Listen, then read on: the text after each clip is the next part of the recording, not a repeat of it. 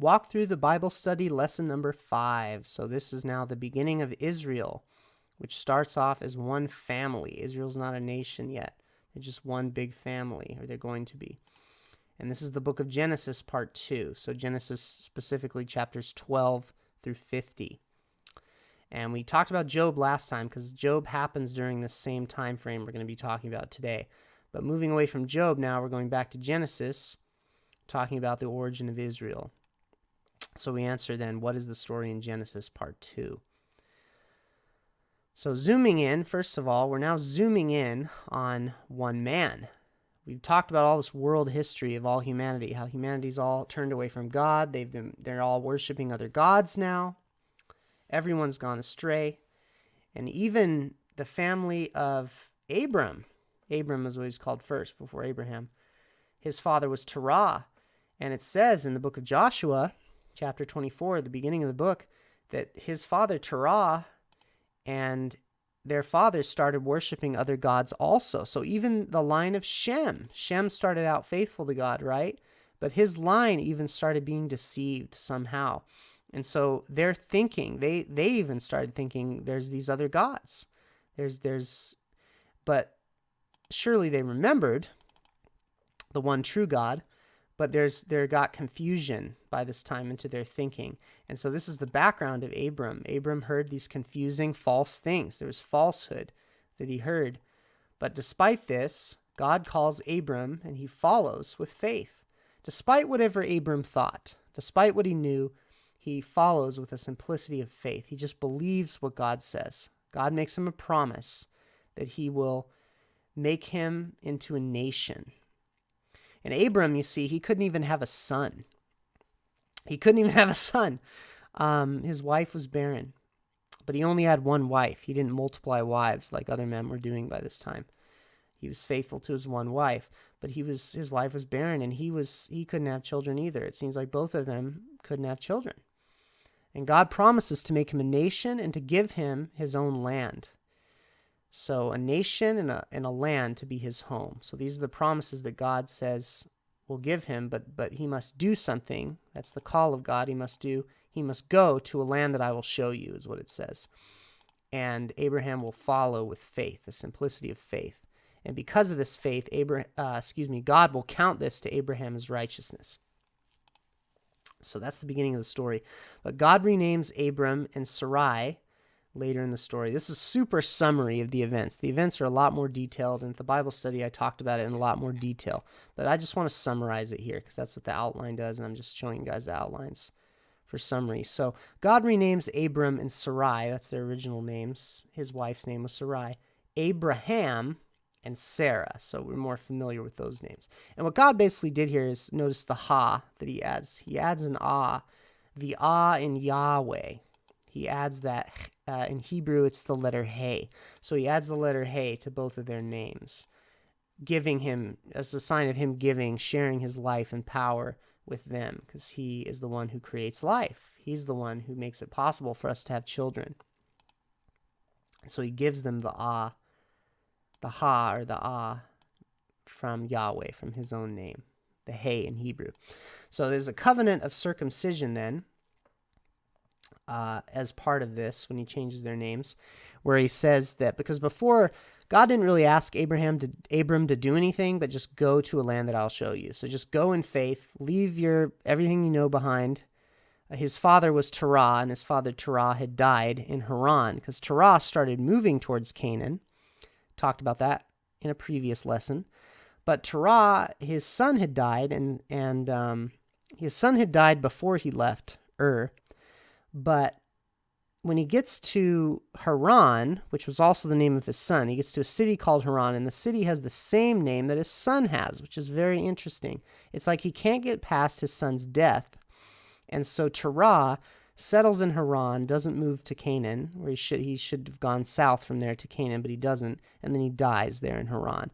And so after this, then, Abram leaves his father with his wife and his property, and he moves in faith to a foreign land, to Canaan.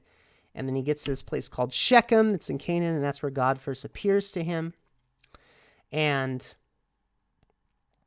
And then eventually, after many years, he lives there for 25 years before God fulfills any promises, because he's 75 years old when he first leaves. He's 100 when he finally has his miracle child, Isaac.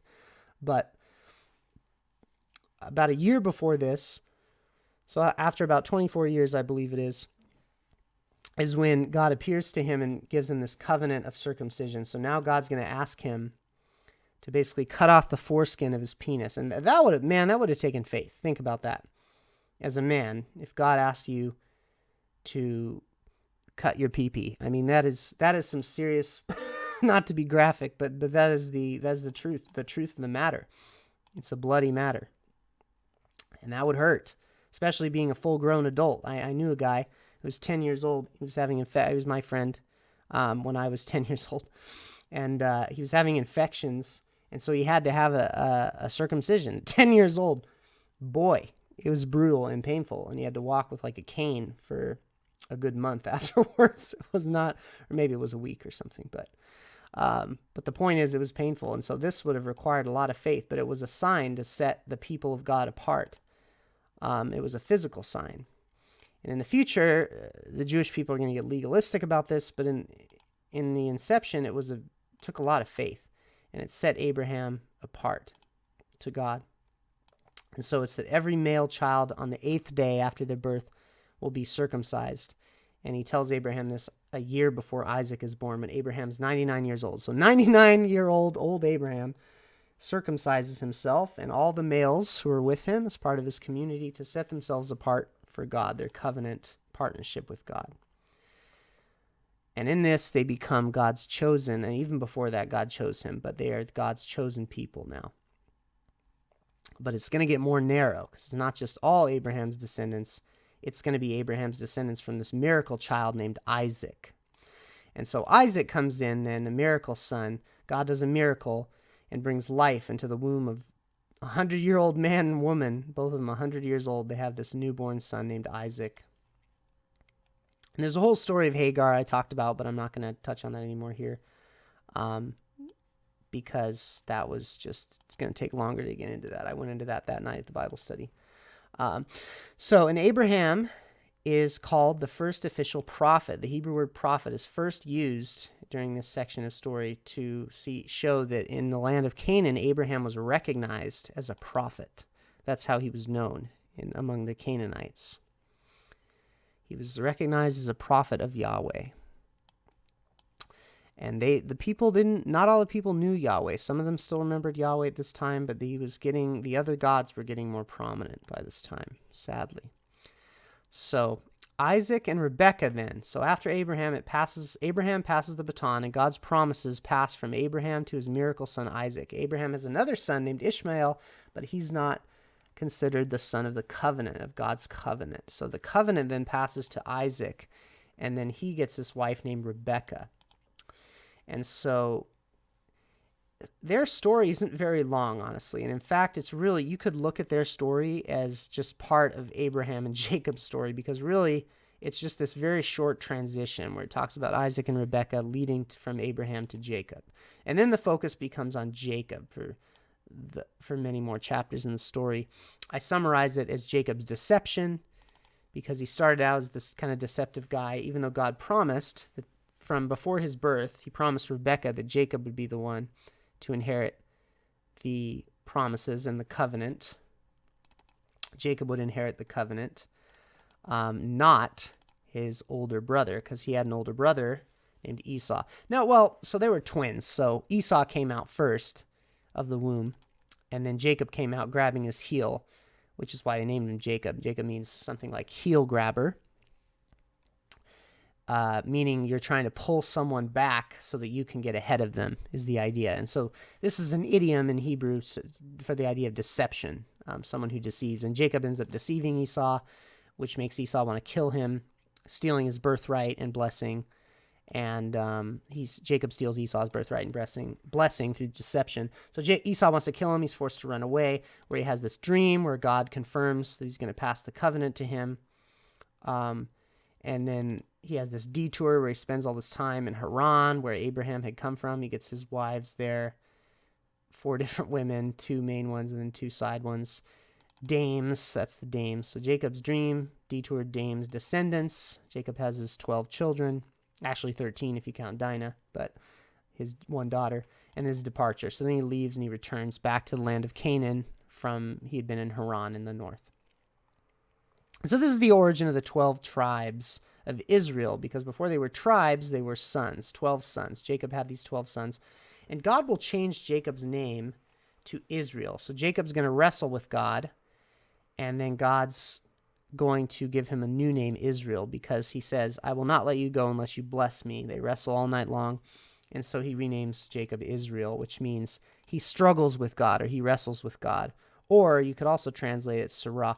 The name Sarah actually comes from this Hebrew word. You can even see SRA there.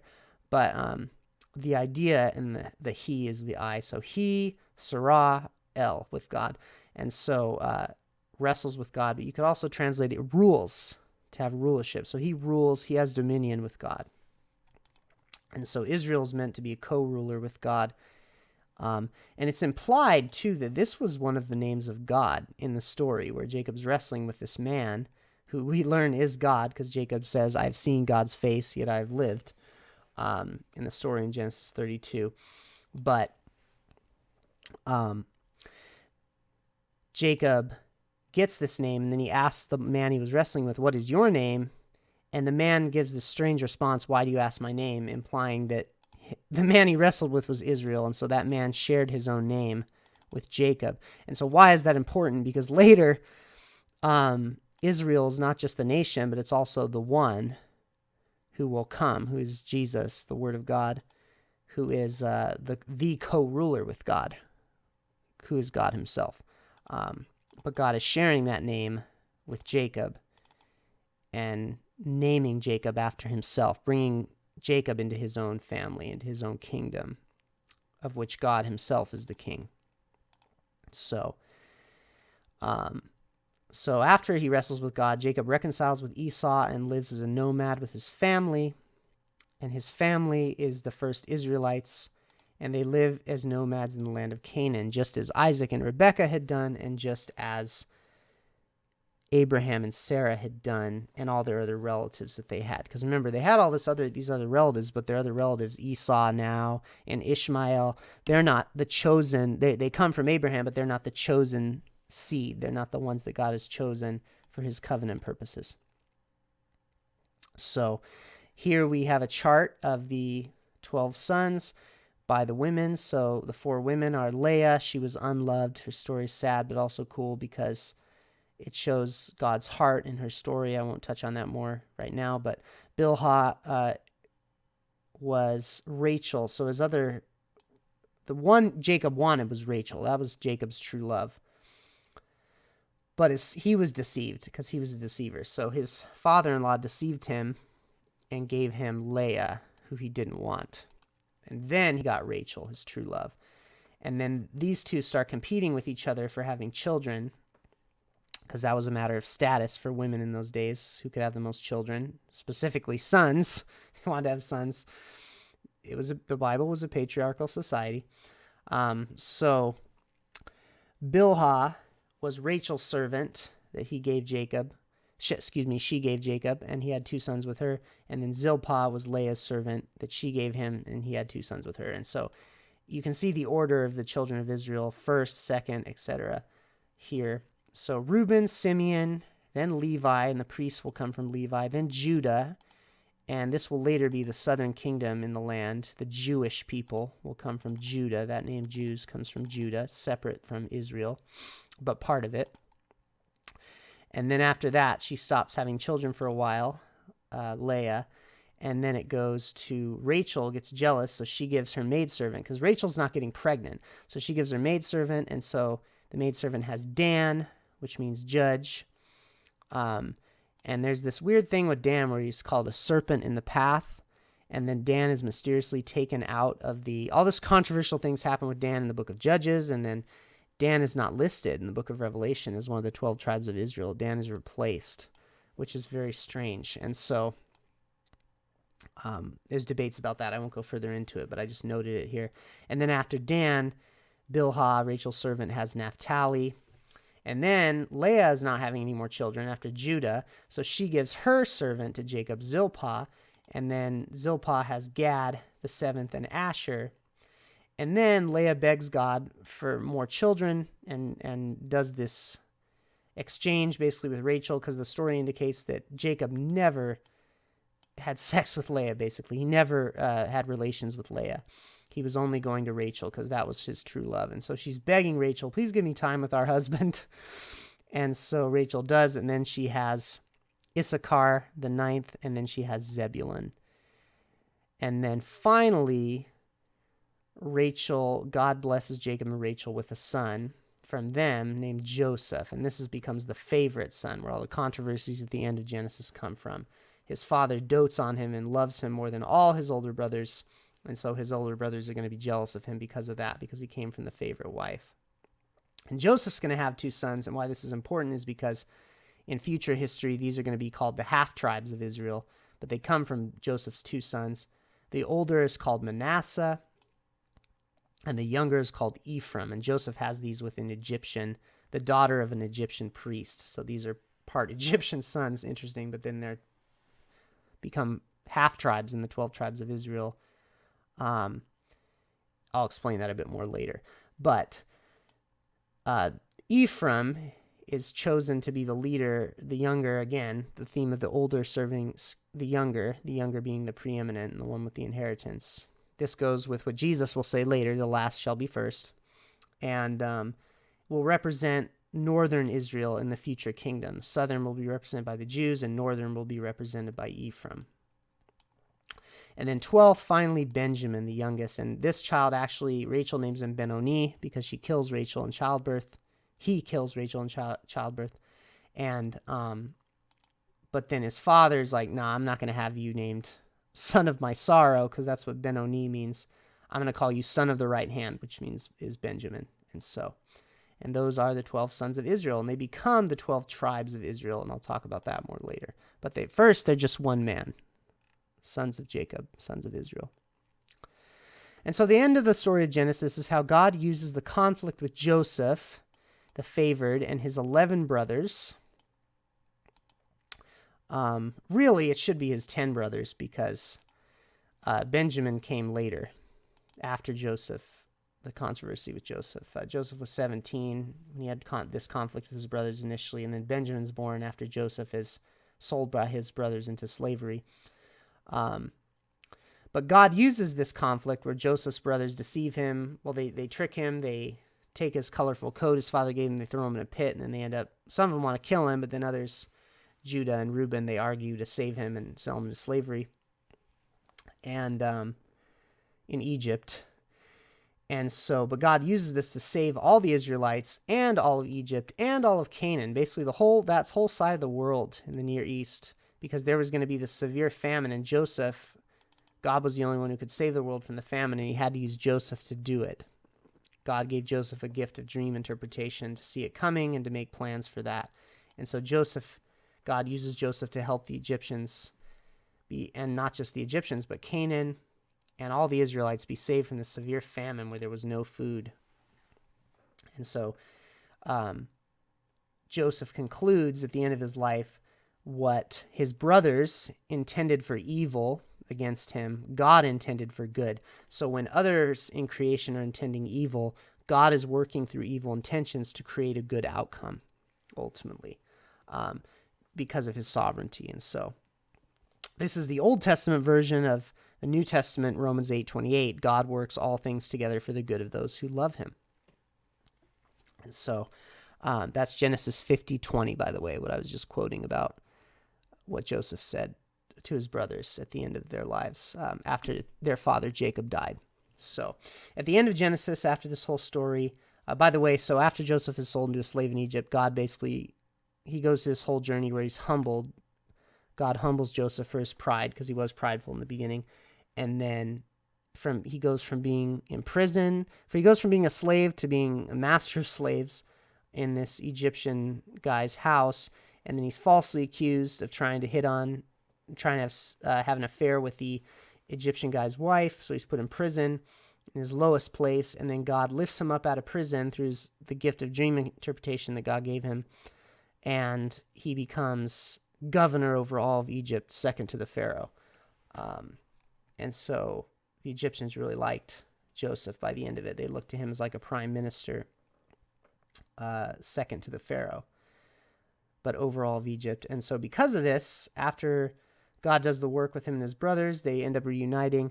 All the original 70 Israelites moved from Canaan, because there were actually 70 people, the 12 sons of Jacob, and then they started having families and they had servants and stuff. And so they all moved, just these 70 people, moved from Canaan into Egypt, specifically this place called Goshen in Egypt, and they become nomads in Egypt, because they were nomads in Canaan, but now they're nomads in Egypt, specifically settling in the land of Goshen. And that is how the book of Genesis ends. And then the verse that I highlighted for this is the promise to Abraham to keep in mind going forward. And Yahweh said to Abram, "Walk away from your land and from your family and from your father's house to the land that I will show you. And I will make you a great nation, and I will bless you and make your name great. And so you shall be a blessing. And I will bless those who bless you, and the one who curses you I will curse. And in you, in Abram, all the families of the ground or of the earth will be blessed." So the idea is that God has this big plan with Abram. It's not just to, yes, God wants to bless Abram, give him a son. He can't have a son. He wants to give him a son. He wants to give him a name, a legacy through his son. He wants to give him blessing and a land to call home for his own. He wants to start something new, though. That's the point of it. God wants to start something new so that God can bring all the families of the earth back into the blessing that they had in the Garden of Eden with Adam and Eve. So God wants to, so basically when families become nations, which is what happens in Genesis, all nations reject God.